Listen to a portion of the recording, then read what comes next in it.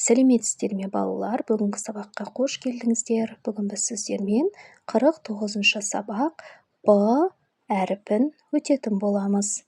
Олай болса балалар, сабағымызды бастаймыз, я? Б әріпі, кәнекей, қандай дыбысқа жатқызылады айта қойыңыздаршы? Я, дұрыс айтасыздар. Б әріпі бізде дауыссыз дыбыс, я? Балалар, бұны біз дауыссыз дыбыс екенін қайдан білдік? Я, біріншіден ол көк түспен белгіленіп тұр, я?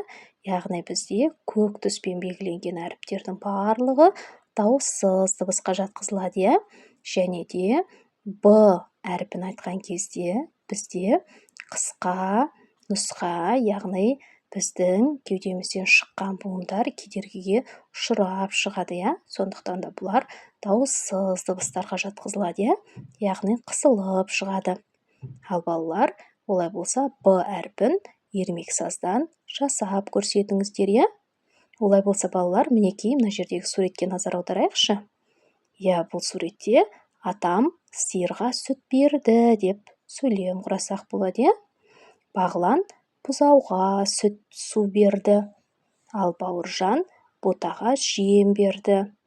Балауса лаққа сүт берді деп осы суретке қарап сөйлем құрасақ болады екен.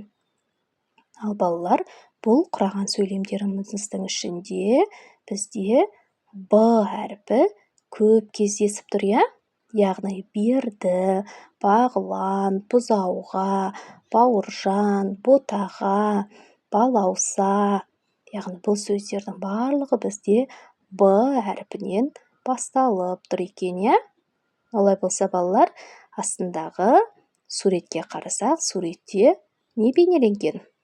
Я, дұрыс айтасыздар, бота бейнеленген, я? Енді бота сөзін кәнекей жазып көрейікші. Бота деп екі буынға бөлсек болады екен, я? Бота сөзінде балалар Б әріпі дауыссыз, А дауысты, Т дауыссыз, А дауысты, я? Яғни бұл жерде бота сөзінде екі дауысты, екі дауыссыз бар екен, я? Себебі бұл жерде екі әріп қызылмен белгіленген, екі әріп көкпен белгіленген екен, я? Кәнекей Б әріпін айтайықшы. Бота, Б, бота, Б, бота. Олай болса балалар, кітабымыздағы келесі тапсырмаға көшейік, я?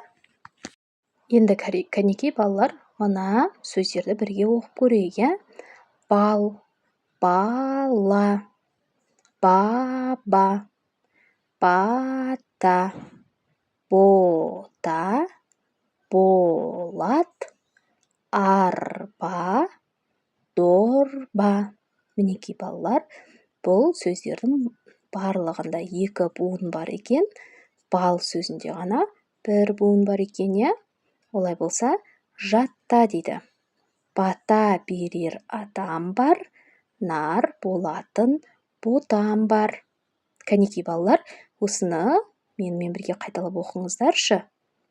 Бата берер атам бар, нар болатын ботам бар.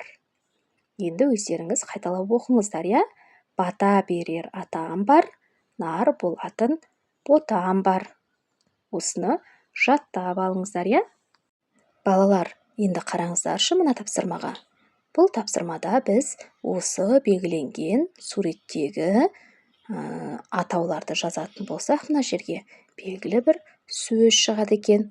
Яғни осы екі суреттегі сөздерді қосамыз, я? Бірінші суретте не бейнеленген? Я, дұрыс айтасыздар, бірінші суретте бізде тас бейнеленген екен, я? Олай болса, тас деп жазамыз. Екінші суретте не бейнеленген? Я, бақа бейнеленген екен, я? Тасқа бақа сөзін қоссақ, тас бақа деген сөз шығады екен. Олай болса балалар, осы сөзді жазып қоямыз, я?